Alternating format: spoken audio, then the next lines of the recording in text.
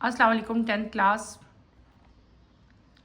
Chapter 15 inheritance हमने complete कर लिया। आज हम चैप्टर 16 स्टार्ट करेंगे, that is man and his environment. बहुत इजी चैप्टर है, बहुत easy. Every organism has specific surrounding or environment with which it continuously interact and remain fully adapted. An organism environment is a sum of physical and biological conditions which influence that organism. The study of the relationship between organism and the environment is called ecology.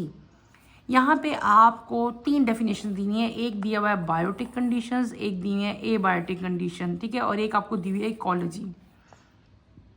Ecology क्या है? The study of relationship, किसके दरमियान में? Organism के दरमियान में और उसकी इन्वायरमेंट के दरमियान में क्या रिलेशनशिप है, उसको हम लोग क्या कहते हैं बेटे? इकोलॉजी कहते हैं। क्या कहते हैं? इकोलॉजी कहते हैं। और किसी भी ऑर्गेनिज्म की जो इन्वायरमेंट है वो उसकी फिजिकल और बियोलॉजिकल कंडीशंस जो है उनका सम है, ठीक है। तो बियोलॉजिकल कंडीशंस कौन सी होती हैं? Biotic conditions. और जो एबायोटिक कंडीशन है वो कौन सी होती हैं? वो होती हैं फिजिकल कंडीशंस, ठीक है। नेक्स्ट जो आपका टॉपिक है डैट इज 16.1, इस चैप्टर का टॉपिक जो फर्स्ट टॉपिक स्टार्ट हो रहा है that is level of ecological organisation in ecology. बेटे इधर से मैं स्टार्ट किया अभी। In ecology the levels of organization range from organism to biosphere. An organism may be unicellular or multicellular. A group of the organism of the same species inhabiting specific geographic area habitat at a particular time is called population. All the population that live in a habitat and interact in various ways with one another are collectively called a community. Living organisms cannot live isolated from non-living part of their environment. The biotic and abiotic component of environment interact with each other to form a system. The self-sufficient unit of environment that is formed as a result of interaction between its biotic community and abiotic component is known as ecosystem. A pond, a lake, and a forest are example of natural ecosystems. Ecosystem may also be artificial, for example, an aquarium. All ecosystem of the world together form a biosphere. It includes all the ecosystem of planet Earth. In other words, the biosphere consists of all organisms present on Earth and all region of Earth where they live. Biosphere ranges from floor to ocean to the top of the highest mountain. It is about 20 kilometers thick. हमने क्या चीज़ पढ़ी जिसकी मैंने अभी reading की है बेटे? वो क्या चीज़ है? पहले तो हमने डेफिनेशन की पॉपुलेशन की। व्हाट इज़ पॉपुलेशन बेटे? क्या होता है पॉपुलेशन? क्या होता है? Group of same species. पहले तो स्पीशी क्या चीज़ है? स्पीशी जो सेम ऑर्गेनिज्म, वो ऑर्गेनिज्म जो के सेम होते हैं और विच कैन इंटरब्रीड टुगेदर, वो एक स्पीशी होती है। जैसे ह्यूमन एक स्पीशी है, ठीक है। तो वो ग्रुप जिसमें सेम स्पीशीज जो है वो स्पेसिफिक एरिया जो है वहाँ पे रहती है एट ए पार्टिकुलर टाइम, उसको हम लोग क्या कहते हैं? पॉपुलेशन कहते हैं। क्या कहते हैं? पॉपुलेशन कहते हैं। आप इसकी डेफिनेशन कैसे लिखोगे? अ group of organism of the same species. Same species का ग्रुप, मैंने क्या बोला वर्ड, ठीक है। सेम स्पीशी के ग्रुप को जो कि एक स्पेसिफिक एरिया में, एक स्पेसिफिक हैबिटेट में, एक पार्टिकुलर टाइम में सर्वाइव करते हैं, रहते हैं, उनको हम लोग क्या कहते हैं बेटे? पॉपुलेशन कहते हैं। अच्छा, अब ये तो पॉपुलेशन होगी। जैसे कि अगर हम ह्यूमन बींग्स हैं, हम एक सोसाइटी में रह रहे हैं, या मैं कहती हूँ कि हम लोग जो है इस पूरे एरिया में जो है, इस सोसाइटी में जो है 100 जो है ह्यूमन बींग्स रह रहे हैं, इंसान रह रहे हैं, तो हम लोग क्या होंगे? हम पॉपुलेशन होंगे। किसकी पॉपुलेशन? ह्यूमन बींग्स की पॉपुलेशन। क्लियर हो गया? दूसरी चीज़ आपकी आती है कम्युनिटी। कम्युनिटी क्या है? कि all the population that live in the habitat and interact various ways with one another are called. जब बहुत सारी पॉपुलेशंस इकट्ठी एक ही जगह पे रहती हैं और एक दूसरे से इंटरैक्ट कर रही होती हैं तो उनको कलेक्टिवली हम क्या कहते हैं? कम्युनिटी। पहले मैंने किसकी डेफिनेशन की? हमने स्पीशी की। एक ही तरह की स्पीशीज़ जब सेम जगह पे रहती हैं तो उसको हम क्या कहते हैं? पॉपुलेशन कहते हैं। जब बहुत सारी पॉपुलेशंस इकट्ठी जो है वो मिलके एक दूसरे के साथ सर्वाइव कर रही हों, इंटरैक्ट कर रही हों, तो उसको हम लोग क्या कहते हैं? कम्युनिटी कहते हैं। क्लियर हो गया? लिविंग ऑर्गेनिज्म जो है वो बेटे, जब भी हम किसी इन्वायरमेंट में रहते हैं, हमारी इन्वायरमेंट में कुछ लिविंग फैक्टर्स होते हैं, कुछ नॉन लिविंग फैक्टर होते हैं। इनको हम लोग कहते हैं biotic factor and abiotic factors, ठीक है। तो ये जो यूनिट है इन्वायरमेंट का, जिसमें एक इंटरेक्शन होता है किसका, बायोटिक फैक्टर और ए बायोटिक फैक्टर, जब आपस में इंटरेक्शन करते हैं तो वो एक सिस्टम बनाते हैं। उस सिस्टम को हम लोग क्या कहते हैं, उस सिस्टम को हम लोग कहते हैं इकोसिस्टम। क्या कहते हैं, इकोसिस्टम। क्लियर है। अब ये मैं आपको किस तरह इसको एग्जांपल देती हूँ कि इकोसिस्टम जो है, कोई भी अगर आपका एक पॉन्ड है, उसमें जो है अब वाटर भी है, ठीक है, उसके अंदर फिशेस भी हैं, उसके अंदर और इंसेक्ट भी हैं, तो ये सारा एक इकोसिस्टम जो है वो बन जाएगा। ठीक है। इसी तरह फॉरेस्ट है, फॉरेस्ट में अब जो है बायोटिक फैक्टर भी हैं, ए बायोटिक फैक्टर भी हैं, प्लांट्स भी हैं, एनिमल्स भी हैं, माउंटेन्स भी हैं, ठीक है, वाटर भी है। तो इसको हम लोग कंबाइनली क्या कह लेंगे, इसको हम लोग कह लेंगे फॉरेस्ट इकोसिस्टम, यानी कि उसमें बायोटिक फैक्टर और एक बायोटिक फैक्टर यानी कि लिविंग फैक्टर्स भी और नॉन लिविंग फैक्टर्स भी उसमें मौजूद होते हैं। तो आपने इकोसिस्टम की डेफिनेशन कैसी करनी है कि इकोसिस्टम जो है ये तब फॉर्म होता है जब बेटे एक इंटरेक्शन होता है किसके दरमियान में, बायोटिक फैक्टर्स में और ए बायोटिक फैक्टर्स में। ठीक है। और इसकी कॉमन एग्जांपल क्या होती है, लेक है, पाउंड है, फॉरेस्ट है, ये तमाम की तमाम क्या है, इकोसिस्टम्स है। ठीक है।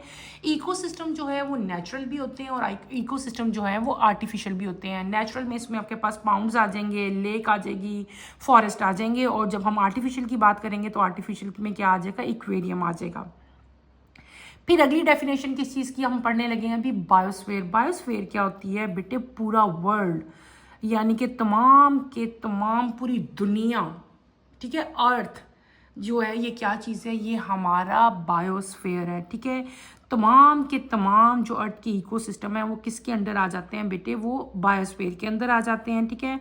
और biosphere consist of all organism present on earth. Earth पे जो भी ऑर्गेनिज्म रह रहे हैं ना, वो तमाम के तमाम क्या हैं, वो बायोस्फीयर में आ जाते हैं। ठीक है। Biosphere consist of all organism present on अर्थ। ठीक है। और बायोस्फीयर जो है ये फ्लोर्स से लेकर ओशन तक, ओशन से लेकर माउंटेन्स तक, ठीक है, हर जगह फैला हुआ है। और इसकी जो थिकनेस है ना वो बेटे कितनी है, 20 किलोमीटर है। ये आप अंडरलाइन कर लो। Species a group of organism which can interbreed freely in nature to produce fertile offspring. Definition मैंने आपको पहले बता दी थी। यहाँ पे कुछ और भी इंपॉर्टेंट पॉइंट्स लिखे हुए हैं, उसको भी हम रीड आउट कर लेते हैं। The biosphere make a thin layer of surrounding the earth planet. If you consider the earth as the size of an apple, then the biosphere will be as thick as the apple skin.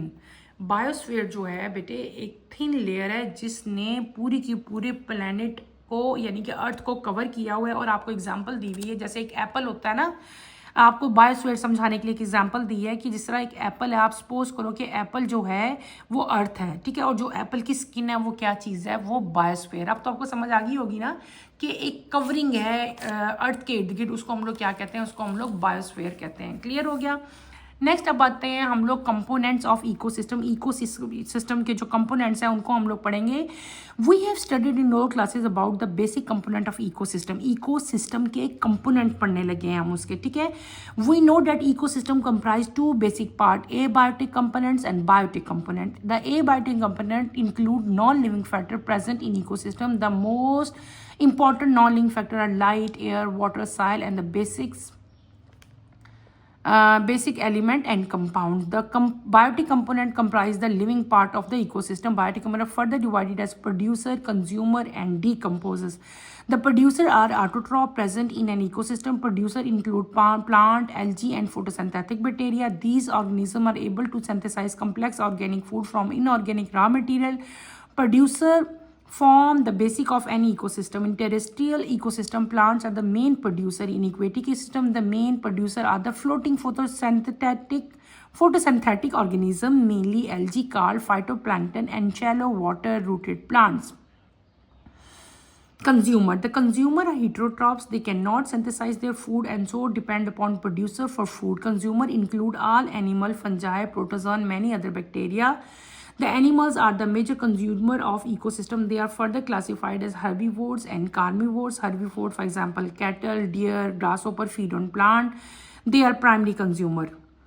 They feed directly on plants. Carnivores feed on other animals. They primary carnivore, secondary consumer. Feed on herbivore. Fox, frog, predatory animal, fish, snake are primary carnivore. Secondary carnivore, tertiary consumer feed on primary carnivore, wolf and owl. Tertiary carnivore, lion, tiger feed on secondary carnivore. In the end, decomposes or reduces, break down the complex organic compound of dead matter into simple compound. They secrete digestive fluid into dead and decaying plant. Animal remain to digest the organic material. After digestion, decomposes, absorb the product for their use. The remaining substance are added to environment. Many types of bacteria and fungi are the principal decomposers of biosphere.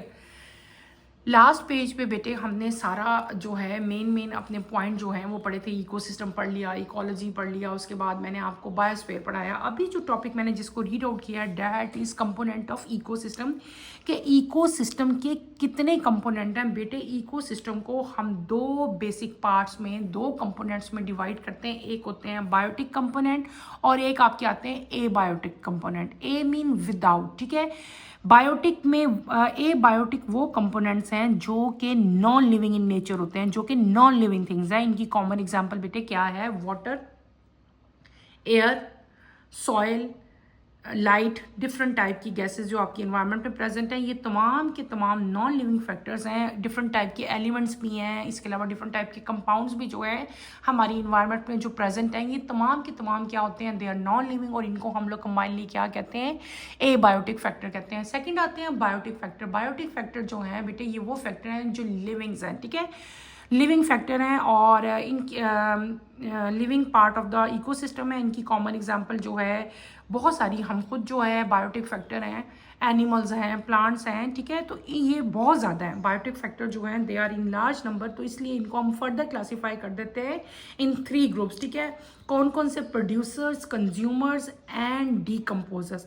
सबसे पहले हम बात करते हैं producers की. अब मैंने आपको क्या बताया? Producer, consumer and decomposers. और ये क्या चीज़ है? ये बायोटिक फैक्टर जो मैंने आपको बताए थे उनकी आगे फर्दर ग्रुपिंग है. सबसे पहले हम बात करते हैं प्रोड्यूसर्स की. नाम से पता चल रहा है प्रोड्यूस करना. प्रोड्यूसर, प्रोड्यूस से निकला है. इसका मतलब है कि ये वो ऑर्गेनिज्म है जो अपनी फूड खुद प्रिपेयर कर सकते हैं, खुद प्रोड्यूस कर सकते हैं, ठीक है. तो ये तमाम के तमाम क्या हैं? ये ऑटोट्रॉप्स हैं. ऑटोट्रॉप्स पता है ना आपको? ऑटोट्रॉप्स वो ऑर्गेनिज्म होते हैं जो अपनी फूड खुद प्रिपेयर करते हैं. और इसकी कॉमन एग्जांपल क्या है? प्लांट्स है. प्लांट्स अपनी फूड बेटे खुद बनाते हैं. आपको पता है कि ये इनके अंदर कौन सा प्रोसेस होता है? फोटोसिंथेसिस का प्रोसेस होता है. ये एयर से क्या लेते हैं बेटे? Carbon dioxide. सॉइल से क्या लेते हैं? Water. In the presence of light and chlorophyll ये अपनी फूड जो है वो बनाते हैं in the form of glucose, C6H12O6, ठीक है. ये इनकी फूड होती है और इसी फूड से प्लांट जो है वो सर्वाइव कर रहा होता है, ठीक है. तो अगर आप लोग गौर करो तो टेरेस्ट्रियल इकोसिस्टम जो है उसमें प्लांट जो हैं मेन प्रोड्यूसर्स हैं. जब आप इक्वेटिक सिस्टम में जाते हो तो यहाँ पे फ्लोटिंग फोटोसिंथेटिक ऑर्गेनिजम्स होते हैं जिसमें ज़्यादातर एल्गी आती है आपकी और इनको हम लोग फाइटोप्लैंक्टन कहते हैं, ठीक है. फिर आपकी सेकेंड ग्रुपिंग जो आती है डैट इज, हमने प्रोड्यूसर पढ़ लिए. फिर आपके आगे consumer. Consumers are heterotrophs. Heterotrophs word मैंने बोला. हिट्रोट्रॉप का मतलब क्या होता है? वो तमाम ऑर्गेनिज्म जो अपनी फूड खुद प्रिपेयर नहीं कर सकते बल्कि फूड के लिए वो डिफरेंट सोर्सेज पे डिपेंड कर रहे होते हैं. इस तरह के ऑर्गेनिज्म को हम लोग हिट्रोट्रॉप्स कहते हैं. और कंज्यूमर जो हैं वो हिट्रोट्रॉप्स होते हैं, यानी कि अपनी फूड खुद प्रिपेयर नहीं कर सकते, ठीक है. कंज्यूमर में क्या कौन कौन आते हैं? कंज्यूमर में बेटे तमाम एनिमल्स, फंजाइल, प्रोटोजोआन और बैक्टीरिया, कुछ बैक्टीरिया जो हैं वो आते हैं, ठीक है. They are the major animal जो हैं ये major consumer of the ecosystem होते हैं. हम इनको फर्दर डिवाइड कर देते हैं हर्बीवोर्स में और कार्निवोर्स में, ठीक है. किसको? कंज्यूमर्स को. मैंने क्या कहा? Consumers are autotroph. कंज्यूमर को हमने फर्दर 2 क्लासेस में डिवाइड कर दिया. एक कौन से हो गए आपके?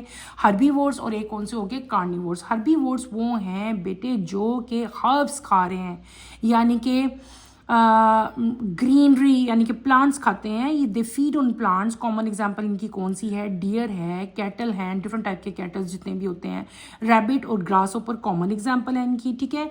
इनको हम लोग प्राइमरी कंज्यूमर्स पढ़ रहे थे ना. They are known as primary consumers. क्या है? इनको प्राइमरी कंज्यूमर्स कहते हैं. उसके बाद आपके आते हैं कार्निवोर्स. कार्निवोर्स वो एनिमल्स हैं, ये तो पहले हमने हर्बीवोर्स पढ़ लिए ना. अब हम पढ़े हैं कार्निवोर्स. बेटे कार्निवोर्स वो एनिमल हैं जो कि दूसरे एनिमल से अपनी फूड लेते हैं, प्लांट से नहीं. हर्बीवोर प्लांट से ले रहे थे, कार्निवोर किससे लेते हैं, दूसरे एनिमल से लेते हैं। और कार्निवोर्स को आगे फिर हम 3 क्लासेस में डिवाइड करते हैं, प्राइमरी कार्निवोर, सेकेंडरी कार्निवोर और टर्शरी कार्निवोर्स। प्राइमरी कार्निवोर्स को हम लोग सेकेंडरी कंज्यूमर भी कहते हैं। ये क्या करते हैं, ये फीड ऑन हर्बीवोर, किस पे डिपेंड कर रहे होते हैं, हर्बीवोर्स पे, यानी कि ये अपनी फूड किससे लेंगे, जो प्राइमरी जो हर्बीवोर्स थे, जो सब्जा खा रहे थे, जैसे कि डियर था, रैबिट था, ग्रास होपर था, कैटल था, ये उनको खा रहे हैं, ठीक है। और इनकी कॉमन एग्जांपल क्या है, प्रीडेटरी बर्ड्स हैं, फ्रॉग है, फॉक्स है, ठीक है, फिशेज हैं और स्नेक्स इनकी कॉमन एग्जांपल है। फिर आप क्या आते हैं सेकेंडरी कार्निवोर। सेकेंडरी कार्निवोर्स क्या होते हैं, जो कि अपनी फूड प्राइमरी कार्निवोर से ले रहे हैं। इसकी कॉमन एग्जांपल क्या है, वुल्फ और आउल, ठीक है।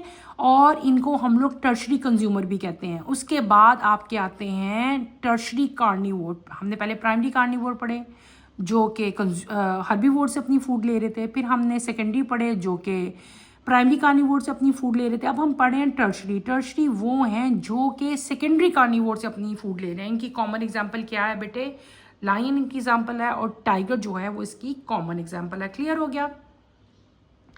अच्छा, इसमें एक और चीज़ भी आती है जिसको हम लोग ऑमनीवोर्स भी कहते हैं। ऑमनीवोर्स बेटे वो कंज्यूमर होते हैं जो कि एनिमल्स का फ्लैश यानी कि एनिमल्स का गोश्त भी खाते हैं और साथ प्लांट्स भी खा रहे होते हैं, ठीक है। और इनको क्या कहते हैं, इनको हम लोग ऑमनीवोर्स कहते हैं। इनकी कॉमन एग्जांपल ह्यूमन बीइंग है। हम प्लांट्स भी खाते हैं और हम लोग मीट भी खाते हैं, यानी कि एनिमल्स भी जो है हम लोग ईट अप करते हैं, ठीक है। तो tertiary carnivore are not eaten by, हमने अभी जो मैंने आपको चीज़ बताई ना टर्शरी कंज्यूमर, इसमें कॉमन एग्जांपल मैंने लायन और टाइगर बताया।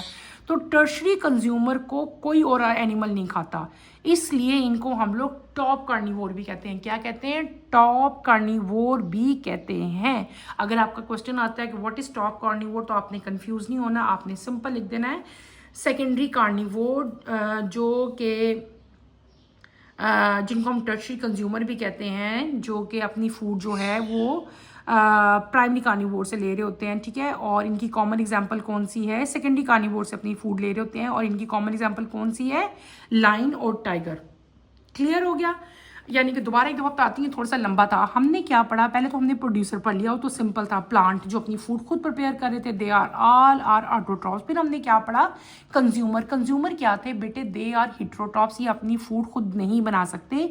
कंज्यूमर को हमने 3 मेन कैटेगरीज में डिवाइड किया था। कौन कौन सी, पहले तो आपकी हर्बीवोर आ गए थे। हर्बीवोर क्या थे, जो अपनी फूड प्लांट से ले रहे थे, प्रोड्यूसर से ले रहे थे। उसके बाद आपके पास कंज्यूमर आए थे। कंज्यूमर का नंबर बहुत ज़्यादा था।